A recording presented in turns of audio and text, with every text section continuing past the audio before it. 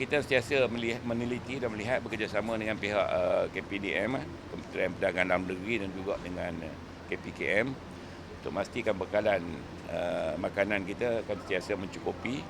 Dan ini yang saya sebut tadi, mana Maidin pun akan memantau dan mereka juga turut menyumbang kepada memastikan bekalan cukup dan affordable. Itu yang paling penting.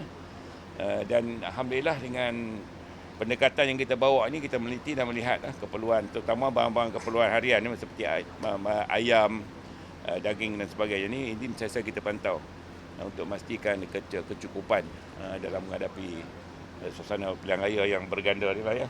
Tahun Baru Cina, diikuti Ramadan, diikuti bulan puasa lagi. Tapi kita tidak boleh selesa tahu dengan suasana ni.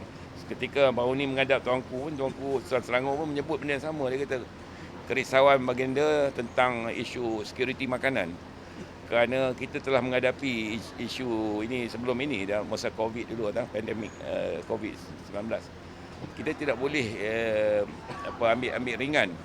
Sebab tu negeri Selangor kita, selain daripada usaha yang saya sebut tadi, kita juga menyediakan gudang makanan Selangor, GMS, di mana kita menyimpan daging-daging, beku, ikan, ayam dan juga beras sebagai menghadapi jika ada berlaku krisis dan sebagainya. Dan juga masa sama kalau berlaku putusan makanan itu kita keluarkan untuk stabilkan harga.